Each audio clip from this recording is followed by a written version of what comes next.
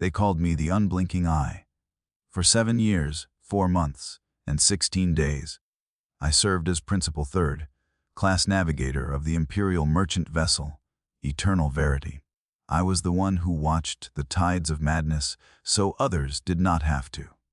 I was the one who stared into the abyss so our ship could cross the stars.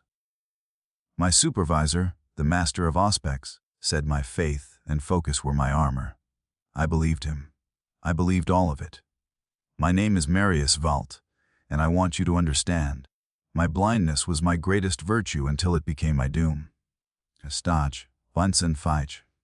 My day began at the precise moment of ship morning. The third bell of the primary shift. The lumens in my quarters would brighten from a dim red to a steady amber, calibrated to mimic the sunrise of holy terra I had never seen. The temperature was maintained at 19 degrees Celsius, the optimal condition for neural stability. I would rise from my cot, its synth leather surface worn smooth where my back pressed, and kneel before the small shrine embedded in the wall. My prayers were not the common litanies of the ship's crew. They were the canticles of focus, taught to me in the Navis Nobilite Scholastica on Dimamar. I would trace the symbol of the Aquila over my closed third eye, the warp, sensitive organ hidden beneath a band of black silk, and whisper, I am the gate. I am the lock. The Emperor's light is my guide. The Emperor's will is my compass. I see the path so others may walk it. I believed every word. My breakfast was delivered by a silent servitor, a nutrient paste tasting faintly of oats and minerals, and a bulb of recaf, precisely 45 degrees centigrade. At the fourth bell, I would walk the 73 steps from my quarters to the Navigator's spire. The corridor smelled of ozone, recycled air, and the faint, never quite, vanquished scent of human sweat. The sound was a constant hum, the deep thrum of the plasma drives, the higher, pitched whine of the Geller field generators, the click, clack of data feeds from the bridge. I could feel the vibration through the deck plates, a steady pulse against the soles of my boots. It was the heartbeat of the Eternal Verity, and my own heart synchronized with it. The spire was a conical chamber at the ship's apex, separated from the main hull by a vacuum seal and layers of psychically dampened plating. The air here was cooler, 16 degrees, and smelled of cold metal and the faint, sweet incense burned to honor the machine, spirit of the viewport. The viewport itself was not a window in the conventional sense. It was a massive, circular panel of crystalline alum, fluorite, 10 meters across, etched with stabilizing hexagrammic wards. Before it sat my throne, a construct of plasteel and black iron, wired directly into the ship's guidance systems and the Astronomicon beacon. My work was not navigation in the crude, stellar map sense. That was for the Auspex officers and the logisters. My work was perception. My duty was to open my third eye, just a sliver, and perceive the Imperium, the warp, that roiled beyond the Geller field. I would chart the currents of that Empyrean ocean, identify the psychic shoals and the daemonic tempests, and whisper course corrections to the helmsman through my Vox grill. For 7 years, I had done this. I had guided the Eternal Verity through 43 successful translations, from the Sabbat worlds to the edges of the Ultima Segmentum. I took pride in my record. No delays beyond tolerance. No Geller field incursions. No crew lost to madness. I was a vital cog in the God Emperor's grand machine, enabling trade, supplying armies, sustaining the Imperium. My faith was my shield. My routine was my ritual. My certainty was absolute. The whispers began as they always did, a soft susurration at the edge of hearing, like distant waves or wind through a forest of dead trees. This was normal. The warp spoke. It lied. It promised. It threatened. The teachings of the Scholastica were clear. These were not voices, but psychic static, the meaningless echo of raw emotion and lost souls. To give them attention was to grant them power. My training was to acknowledge and dismiss. I had a technique. I would assign each whisper a number, visualize it written on a slate, and then mentally erase it. Whisper 1, the pain of a forgotten death. Acknowledge. Whisper 2, the laughter of something that never learned the shape of a mouth. Acknowledge. Erase. The shift was 8 hours long. I would break after 4 for meditation and a protein supplement. My supervisor, Master of Auspex Kryn, would sometimes visit during these breaks. He was a wary man with augmetic eyes that clicked softly when they refocused. He would review my biometric logs, the subtle fluctuations in my brainwave patterns, the stability of my third eye's output. Steady as a rock vault, he'd say, his voice a dry rustle. Pulse elevated by only 3% during the last psychic squall. Excellent damping. Your faith is evident in your readings. The Emperor protects, I would reply, and I meant it. I believed my calm was a product of my devotion. The whispers could not touch me because I was anchored in divine truth. The occasional wrongness I perceived, a whisper that seemed too coherent, a current that felt strangely intentional, I dismissed as professional paranoia. The warp was tricksy. To doubt one's own filters was the first step toward corruption. I filed these moments away as anomalies, glitches in my own perception, never in the sacred reality I served. One such anomaly occurred 3 weeks before the end. We were crossing a region of calm known as the Serene Abyss. The whispers were particularly faint. Then, one broke through my filters, not as emotional noise, but as a clear, cold sentence in low Gothic. Marius, it said. The number is 17. I flinched. My heart rate spiked, triggering a soft chime from the biomonitor. I took a deep, controlled breath, invoking the canticle of silence. I visualized the sentence. I assigned it a number. Whisper 412. I erased it, but the precision of it lingered. It knew my name. It spoke of a number. It felt less like chaos and more like data. Master Kryn's voice crackled over the Vox. Navigator Vault. Minor spike on your telemetry. All stable. A moment of distraction, Master Kryn, I replied, my voice steady through practiced will. A stronger than usual empathic echo. I have reasserted focus. Understood. Maintain vigilance. The calm waters often hide the deepest currents. I returned to my work, but the seed was planted. It was a tiny thing, a speck of dust on the lens of my faith. I did not know it then, but it was the first crack. The second incident was not a whisper. It was a vision. We were approaching the Mandeville Point for translation into real space, near the Agri world of Viridian Ikes. The warp was turbulent, shot through with streaks of psychic lightning that represented the anger of a long, dead Xenos race. My third eye was open wider than usual, parsing the complex currents, finding the safe path. The Geller field generator was humming at 97% capacity, a stressed but acceptable level. I was deep in the trance of navigation, my consciousness extended into the void, feeling the pull of the Astronomican's distant, golden light. Then, for a fraction of a second, the vision superimposed itself over the psychic topography. I saw a world green and fertile. I saw cities of white stone. I saw people, millions of them, working fields, walking streets, living. Then I saw a shadow fall from the stars. Not a natural shadow. A blot, a stain of absolute nothingness that spread across the planet. Where it touched, life did not die, it unbecame. People, places, memories. They simply ceased to have ever existed. The world was not destroyed. It was erased from history, from reality itself. And in the moment of that erasure, I felt a psychic scream of such profound, fundamental wrongness that it bypassed all my training, all my filters, and lanced directly into my soul. The vision lasted less than a heartbeat. But in its wake, the whispers changed. They coalesced. They focused. Instead of 100,000 fragmented voices, I heard a choir speaking in grim unison.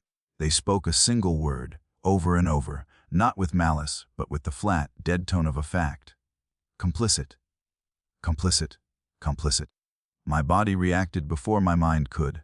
I slammed my third eye shut, breaking the navigational trance. I gasped, clawing at the arms of my throne. Alarms blared. The eternal verity shuddered violently as it was yanked from the calculated trajectory by my sudden disconnection. On the bridge, I heard shouts of panic over the open Vox channel. Navigator! Report. It was Captain Lorca's voice, sharp with alarm. I fought to control my breathing. My heart was a frantic drum against my ribs. The biomonitor was shrieking. Al, a psychic backlash. Captain. I managed to force out, the lie coming automatically to protect my professionalism. A demonic phantasm attempting to disrupt the transit. I have disengaged. We are safe. There was a long pause filled with static. Very well. Re-engage when able. Plot a new approach. We cannot linger here. I did not re-engage for 20 minutes. I sat in my throne, trembling, drenched in cold sweat. The incense smelled cloying, sickly sweet. The constant hum of the ship felt like a taunt. The vision had been too specific, too coherent. It wasn't the usual nightmare imagery of the warp, blood and fire, and impossible geometries. This was cold, clean, and horribly precise. An erasure, and the word, complicit. I tried to rationalize it. The warp reflects emotion, they taught us. It shows you your fears. My fear was failure. My fear was making a mistake that doomed the ship. The vision was simply that fear manifest, the fear of causing an erasure. The focused whispers were the warp's attempt to weaponize that fear, to make me doubt myself. Yes, that made sense. It was a test. My faith was being tested by the entities of the void. I had to be stronger. I reopened my eye and finished the translation. We emerged into real space within acceptable parameters. Viridian EX hung in the viewport, a gleaming blue-green jewel. It was whole. It was untouched. The relief was so profound it felt like physical pain. See, I told myself, a trick, a lie. The Emperor's light protects reality. The vision was a falsehood. But doubt, once born, is a hungry thing. It seeks evidence. After my shift, instead of going directly to my quarters for mandated sleep, I went to the ship's archive. The Eternal Verity was an old vessel, and its archive was a dusty, ceilinged chamber filled with crystalline data, slates and crumbling parchment scrolls. I had never had reason to visit before. My world was the spire and my quarters. Now I sought something. Corroboration, a flaw in the vision that would prove it false. I requested the astrogation logs for our route, specifically for the region near Viridian AX. The archivist, a hunched man with a mechadendrite sprouting from his spine, handed me a data slate without comment. I began cross-referencing. The route was standard. But in the ancillary notes, attached to a stellar survey from 3 centuries past, I found a brief, cryptic entry. Region designated, the Quietude, by surveyor Primus Jax. Astronomican refraction patterns suggest minor temporal anomaly. No stellar bodies recorded. Further investigation non-priority. The Quietude, a place of nothing, where my vision showed an erased world. My hands were cold. I told myself it was coincidence. The warp had pulled the image of nothing from my own mind and combined it with a random data fragment I might have glimpsed once. That was all. But then I looked deeper. I pulled the ship's own historical logs. The Eternal Verity had plied this route for 80 years. I scanned the entries for incidents, anomalies, repairs, and I found a pattern. Not in the official logs, which were bland records of trade and transit, but in the damage repair inventories and crew rotation manifests. Every 9 years, like clockwork, the Eternal Verity would undergo significant repairs to its Geller field generator and its warp drive. The listed cause was always routine wear and tear or scheduled major maintenance, but the dates were exact. Year 801, M41, year A10, M41, year M41, year A28, M41, which was this year we were due, and every 9 years, without fail, there was a complete turnover of the ship's navigator. The previous logs listed names Navigator Primalara, Navigator Secundus Fin. The reasons were plausible, noble even, but the timing was precise. 9 years. A navigator's tour on the Eternal Verity was 9 years. My tenure was 7 years, 4 months, and 16 days. I felt a chill that had nothing to do with the archive's temperature. This was not the hot fear of the vision. This was a cold, creeping dread. It was a pattern hidden in the boring, bureaucratic details of ship's business. It felt less like chaos and more like a schedule. The third incident was personal. Her name was Olivia. She was a junior astropath, a young woman with milky, unseeing eyes and a mind cleared for the reception of psychic messages. We sometimes shared the lift to the upper decks. She was shy, but she had a gentle humor. She once told me that the songs of the Astronomicon sounded to her like silver bells in a deep well. 2 days after the Viridian translation, she was found in her chamber. Her body was physically unharmed, but her mind was gone. The Medicare report, which I accessed with my navigational clearance, stated catastrophic synaptic collapse due to psychic feedback. Cause? Unknown. Standard procedure enacted. Standard procedure meant her body was ejected into the cold void, and her name was struck from the roster. No memorial, no investigation, just another resource expended. But I had been in the spire that night. I had felt it. A sudden, sharp psychic scream, brief and abruptly cut off. It had originated from the astropathic choir chambers. At the time, I had assumed it was another warp, echo. Now, I wondered. I went to see Master Kryn. He was in his Auspex Bay, a cave of flickering screens and rotating halliths. The air smelled of hot circuitry and his personal brand of harsh low sticks. Master Kryn, about the astropath, Olivia. He didn't look up from his screen. Tragic. These things happen, Vault. The soul is a fragile instrument when exposed to the infinite. Her sacrifice is noted. But the cause unknown. Should there not be an inquiry? A daemonic breach? A malfunction in the core's dampeners? Now, he turned. His augmetic eyes whirred as they focused on me. There was no sympathy in them, only a wary impatience. Navigator Vault, your concern is noted but misplaced. We are not the Ordo Hereticus. Our duty is to keep moving. To dwell on individual loss is a luxury we cannot afford. The ship's integrity was not compromised. The message traffic continues. Her function has been reassigned. The system continues. The system, I echoed.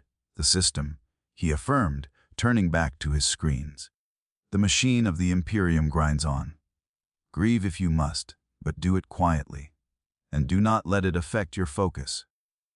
We have the scheduled maintenance translation in 6 weeks. It will be demanding. You will need all your faith. The way he said, scheduled maintenance translation. It was a common term, but now it felt heavy, ominous. Tied to the 9-year cycle. Tied to the repair logs. I left his bay more unsettled than when I entered. My rationalizations were wearing thin, stretched over a growing mound of inconsistencies. The coherent whisper, the precise vision, the 9-year pattern. Olivia's death, so cleanly swept away. I was no longer just doubting the nature of the warp. I was beginning to doubt the nature of my duty. He's T3. KOMPESION. The revelation came not in a single moment, but in a cascading series of discoveries, each stripping away another layer of my faith, leaving the raw, ugly truth beneath. It began with the scheduled maintenance itself. Preparations were intense. The ship entered a shipyard orbiting a dead moon, a lonely Imperial outpost. The crew was given extended leave in the station's dreary hab blocks. I, however, was required to remain aboard. Master Kryn informed me that my presence was vital for calibration rituals of the new Geller field components. It made sense. My warp eye was the best sensor for the field's integrity.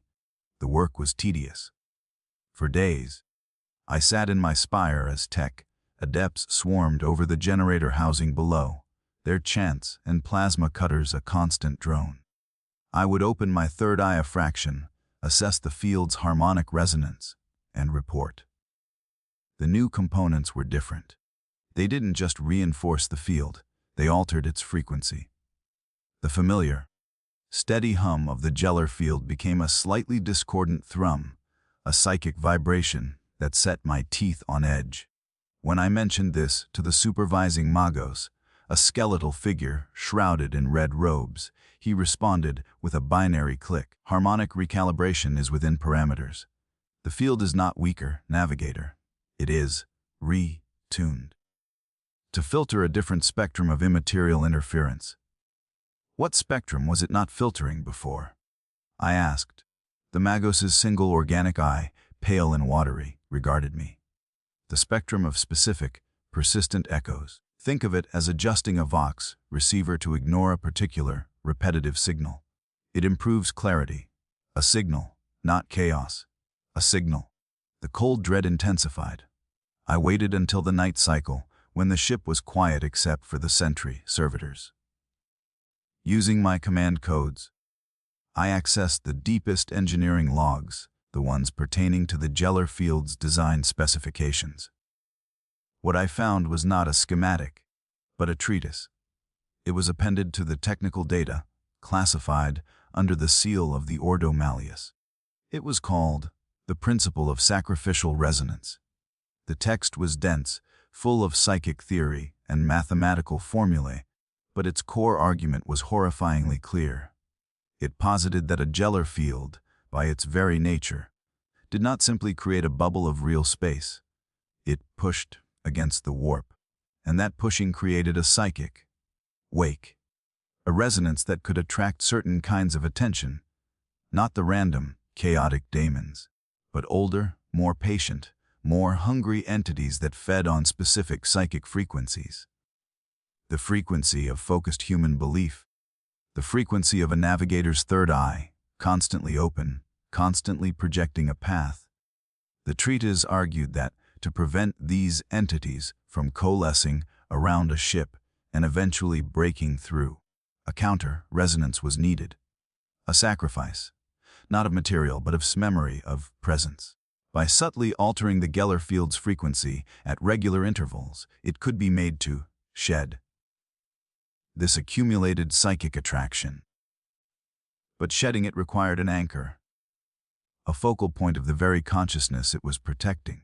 The recommended interval for this field purge was 7 to 9 years, depending on the strength of the navigator and the ship's exposure. The method was a deliberate, controlled translation into an area of profound warp, stillness, a quietude, where the shed psychic resonance, now detached from the ship, would be absorbed and nullified by the void. The process was stressful on the navigator's mind. It required them to hold the link while the purge happened, to feel the tearing away of that accumulated psychic detritus. And what was that detritus?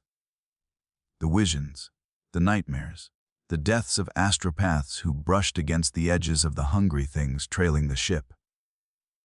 The sacrificial resonance was all the pain, fear, and madness the navigator had filtered for years, given form and weight. We weren't just charting a course. We were collecting psychic poison, and every 9 years we had to expel it. I was not a guide. I was a filter. And filters get changed when they become saturated. The intellectual horror of this was staggering, but it was still just theory. Then I found the personal logs. Hidden behind a triple encrypted wall, I discovered the diary of my predecessor, Navigator Secundus Finn. His entries started confident, proud. Then, around year 7, they changed. The whispers have names now. They call me by the names of the crewmen we lost in the skirmish near Hadria. They are not echoes. They are memories. The field is holding them. I am holding them. Master Kryn assures me it is normal. He calls it the burden of sight. I dream of a silent planet. It is always silent. I think it is waiting. Olivia is gone. The young astropath. She touched the edge of it. She felt what trails us. Kryn said standard procedure. I think standard procedure is a lie we tell the doomed. The final entry, dated the day before his ascension to a battlefleet vessel. The maintenance translation is tomorrow. Kryn has given me a neural sedative. He says it will help me through the strain. I am not an idiot. I have checked the pharmacopoeia. It is not a sedative. It is a psychic dampener of immense potency. It will not help me focus. It will make me suggestible, compliant. They are going to take me into the quietude, and they are going to cut me loose. I am the sacrifice to clear the resonance. The ship will be clean, I will be empty. Or worse, there is no battlefleet assignment. There is only the void. My name is Aaron Finn. I see it now. I am already dead DOS. The log ended. I sat in the dim light of the archive, the data slate cold in my hands. My skin was clammy. My mouth was dry. The hum of the ship was the hum of the machine that was preparing to consume me. The faith that had sustained me for 7 years evaporated, leaving a hollow, screaming comprehension. It was by design. My entire profession, my sacred duty, was a sanitary disposal system. We were not noble guides. We were psychic sponges, soaked in the toxicity of the warp until we were too saturated to function, and then taken to a designated dumping ground and wrung out. The scheduled maintenance was my execution. The different spectrum was the frequency of my own trapped torment being ejected. Finn knew. Alara before him knew. They all knew at the end. The philosophical horror was absolute. The Imperium didn't fight the horrors of the warp with pure faith and courage. It managed them with cold, brutal efficiency. It calculated the acceptable loss of a navigator's mind against the safety of a ship. It found the still places in hell and used them as landfills for broken souls. My faith had been the anesthetic. My routine had been the countdown to the operating table. I confronted Master Kryn that night. I went to his quarters. He was not sleeping. He was sitting at his small desk, staring at a hololith of the ship's course, his face illuminated by its blue glow. He looked old, worn down to the cables and bone. "You know," I said, my voice flat, devoid of the respect it once held. About the quietude, about the purge, about Finn. He didn't turn. He didn't seem surprised. He just sighed, a long, weary exhalation. "I wondered when you'd find it. You were always more curious than the others. A sharper mind. It makes the burden heavier." Why? The word was a broken thing. Why what, Marius? Why does the system work this way? Because it works. He finally turned. His augmetic eyes were dim. What is the alternative? Let the resonance build until something, a big, notices us. Until a neverborn that feeds on the specific pain of 1,000 voyages, cracks the field like an egg, and takes the entire ship, 10,000 souls, into a fate infinitely worse than death. Or perhaps let the Navigator go mad gradually, lose control, and pilot us into a star. The mathematics are clear. One mind, sacrificed with control and ceremony, saves the whole. It is ugly. It is cruel. But the Imperium is built on ugly, cruel mathematics. "You send us to our deaths, believing we are heroes!" I spat, hot grief and rage boiling over. "And what would you have me do?" He snapped, a flicker of emotion breaking his exhaustion. "Tell a 19-year-old novice, fresh from the Scholastica, that their glorious career ends in a psychic dumping ground. They would break immediately. The faith, the purpose, it is what sustains you for the years you do serve. It lets you do your job without paralyzing fear. The lie is a mercy, a mercy." I laughed, a harsh, brittle sound. "You drugged Finn. You're going to drug me." "The dampener is a kindness." he said, his voice dropping back to a whisper.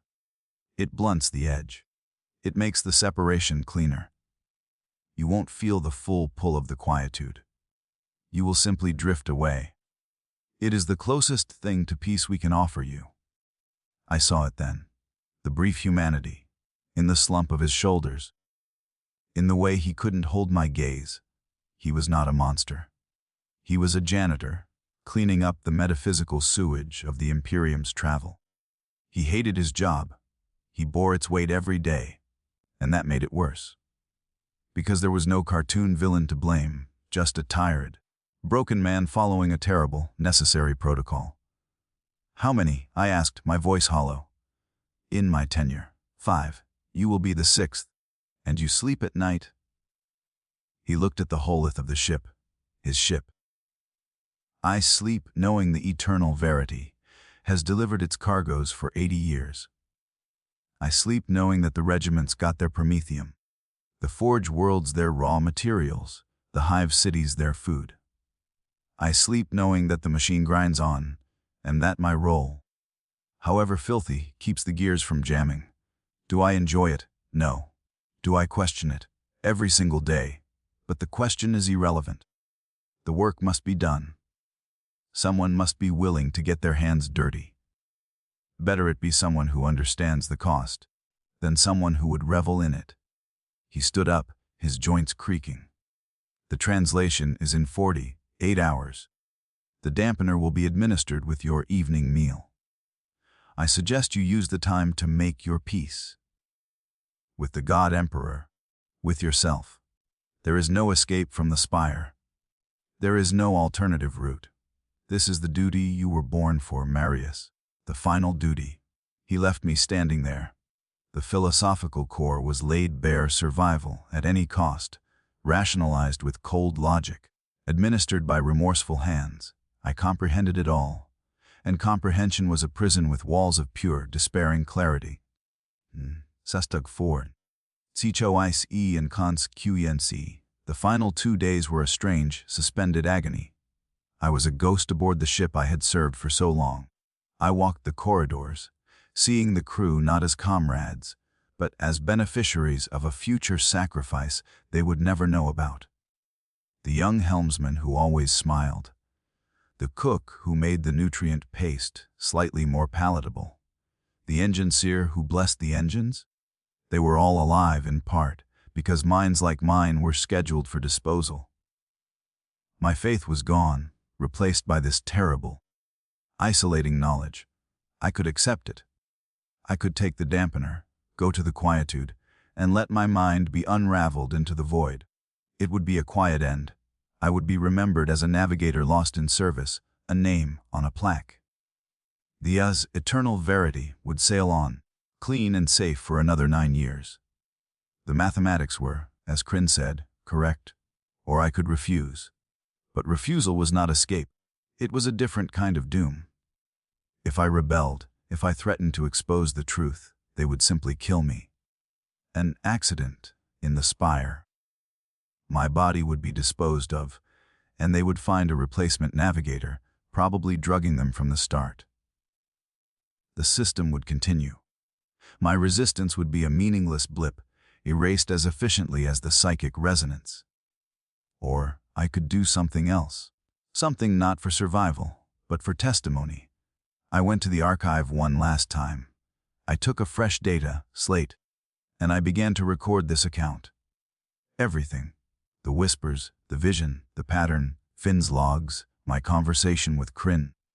The chilling logic of the principle of sacrificial resonance. I embedded it deep within the ship's archival memory, behind a series of triggers linked to biometric scanners. It would remain hidden unless someone else, with Navigator, grade warp sensitivity, and a specific pattern of doubt, accessed the records. It was a message in a bottle, thrown into the vast ocean of Imperial data, intended for the next unblinking eye who started to see too clearly. I made my choice not in a blaze of defiance, but in a calm, cold moment of resolution. I would not take the dampener. I would go to the quietude with my mind intact. I would feel the full force of the purge. I would look into the void that was meant to consume me, and I would bear witness. My final act of navigation would not be to guide the ship, but to chart the true cost of its journey. When the hour came, I sat in my throne. The ship was in the warp, sliding towards the coordinates of the quietude. The atmosphere on the bridge, piped through my vox, was tense, silent. Master Crin's voice came, gentle, almost paternal. "Navigator Vault, the cup is beside you. Please drink. It will begin soon." I looked at the small metal cup. The liquid inside was clear, shimmering slightly. The psychic dampener. The kindness. I picked it up. I raised it to my lips. Then I poured it slowly, deliberately, onto the deck plates at the foot of my throne. The fluid hissed and evaporated. A long silence. Then Crin's voice, thick with sorrow. "Oh, Marius, I choose to see," I said quietly. There were no more words. The ship entered the quietude. The sensation was not what I expected. There was no violent tearing. It was a gentle, inexorable pulling. The Geller field's discordant thrum reached a crescendo and then inverted. Instead of pushing the warp away, it seemed to invite it in, but only in one specific, narrow band. The band that resonated with my mind, with 7 years and 4 months and 16 days of filtered whispers, nightmares, and pain.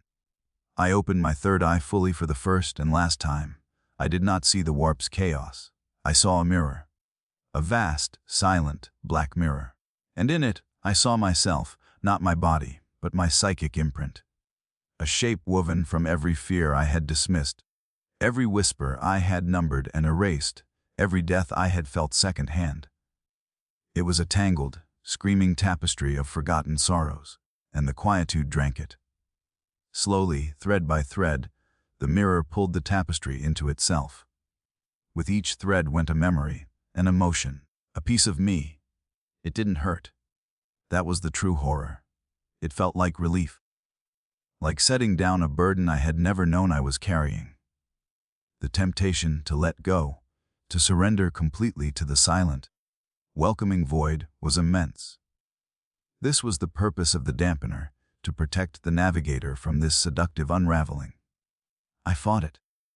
I clung to the core of myself, to the memories that were purely mine. My mother's voice from a childhood I barely remembered. The smell of the Scholastica's rain, washed stone, the pride of my first successful solo translation. I held on to the cold, hard facts I had discovered. I held on to the words of this testimony. As the purge progressed, the whispers returned. But now they were not external. They were the threads of my own captured burdens, speaking as they were drawn away. "Thank you," whispered the memory of a dead astropath's song.